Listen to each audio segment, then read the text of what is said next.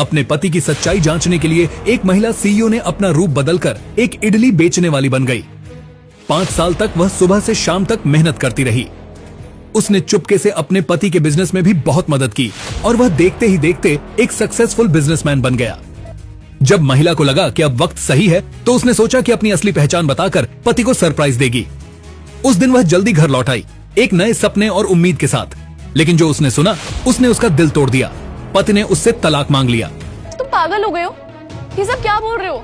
तुम्हारी वाइफ मैं हूँ। नहीं, तुम मेरी वाइफ थी, अब हमारा डिवोर्स होने वाला है।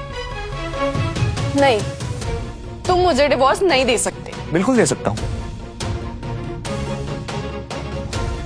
ये लो, इसमें जितना अमाउंट लिखना है लिख लो, और हाँ, इससे अपनी वो इडली की दुकान भी खोल लेना। अब मुझे तुम्हारी कोई जरूरत नहीं। तुम्हें सच में मेरी जरूरत नहीं है? बिल्कुल नहीं। जिस औरत को अपने पति का दिल रखना नहीं आता, उसे मैं अपने घर की नौकरानी भी ना रखूं। जितना पैसा मिल रहा है ना, उसे लेकर निकलो यहाँ से। अगर विराज को गुस्सा आ गया ना, तो ये भी नहीं मिलेगा। और तुम होती कौन हो हम दोनों के बीच में बोलने वाली? मेरी होने वाली बीवी। तुमने इसके आगे एक भी लफ्ज बोला तो मैं भूल जाऊंगा कि तुम कभी मेरी बीवी भी थी, और घर से धक्के मारकर बाहर निकाल दूंगा। डिवोर्स पेपर पर साइन करो और निकलो यहाँ से। इतनी आसानी से कह दिया ना तुमने कि डिवोर्स पेपर पे साइन करो और निकलो यहाँ से। विराज, हमने 3 साल साथ में बिताए हैं। क्या वो 3 साल तुम्हारे लिए कोई मायने नहीं रखते? 3 साल? क्या किया है तुमने 3 सालों में? जब से आई हो ना, हमने ही सिर्फ तुम्हारे लिए सब कुछ किया है। आई तो घर से तुमने कोई जेवर लेके आई, न कोई फूटी कौड़ी। दिन रात विराज कमाता है और तुम उसके पैसे पे ऐश करते हो। मैंने विराज के लिए बहुत कुछ किया है माँ। क्या किया है बताओ? हाँ जी, साथ दो। उसका करियर, उसका बिजनेस बनाने में, हर चीज में मैंने उसका साथ दिया है। और मैं कभी नहीं चाहती थी कि ये सब बातें मैं आप लोगों को बताऊं, लेकिन आज मैं मजबूर हूँ। दिमाग खराब हो गया तुम्हारा? जो कुछ भी किया है सब अपने दम पे किया है, ना कि तुम जैसे इडली वाली की वजह से। और आपको सच में लगता है कि आपके बेटे ने ये सब कुछ अकेले किया है? तो क्या तुमने उसे सक्सेस दिलाई है? सुनो, दिन में सपने देखना बंद करो दिया। जो मिल रहा है ना, उसे अपनाओ, पेपर पे साइन करो और दफा हो जाए यहाँ से। और जिंदगी में ना कभी भी ये घटिया मुंह दिखाना नहीं हमें। आप लोगों को मैं इडली बेचने वाली लगती हूँ, इसके लिए आप मुझे घर से निकाल रहे हैं ना? लेकिन अगर आज मैंने इन पेपर्स पे साइन कर दिया ना, तो आप लोग बहुत पछताएंगे। पछताना?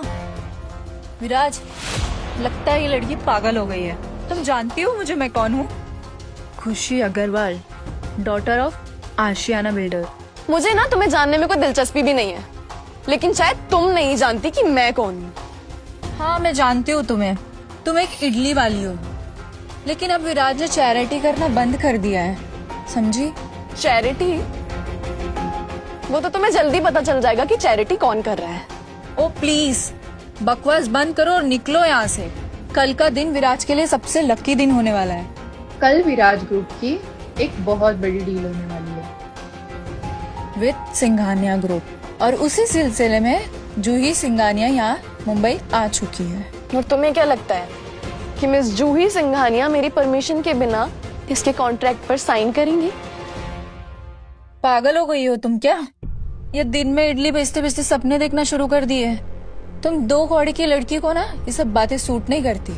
इससे बेटर है चुपचाप रहो। तुम क्या मुझे इस घर से बाहर निकालोगी? मैं ही तुम लोगों को कहां से कहां पहुंचा दूंगी, मुझे खुद भी नहीं पता है। और ये चेक ना अपने पास रखो, तुम लोगों के काम आएगा।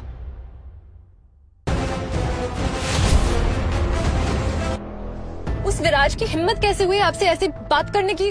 मैं ना उसको औकात दिखा दूंगी उसकी। शांत हो जाओ जूही, हर चीज का एक टाइम होता है और इस चीज का भी टाइम आएगा। बॉस, मुंबई का सबसे बड़ा बिल्डर आपसे मिलना चाहता है, वो भी बिडिंग से पहले। ये वही बिल्डर है जिन्होंने विराज ग्रुप ऑफ कंपनीज को सपोर्ट किया है, आशियाना बिल्डर्स। ओह, आशियाना बिल्डर्स। आज नहीं जूही, हम उनसे सीधा कल मिलेंगे बिडिंग के टाइम पे। कल उन सबको उनकी औकात दिखानी है। पर बॉस आप तो ऐसे इवेंट्स में जाते नहीं हैं अपनी आइडेंटिटी को छुपाने के लिए, तो फिर अचानक डिवोर्स के बाद। डिवोर्स हुआ है इसके लिए तो जाना है बिडिंग में, क्योंकि खेल तो अब शुरू हुआ है। जानो आगे क्या हुआ। डाउनलोड करो कुकू टीवी ऐप और शुरू करो 7 दिन का फ्री ट्रायल अभी।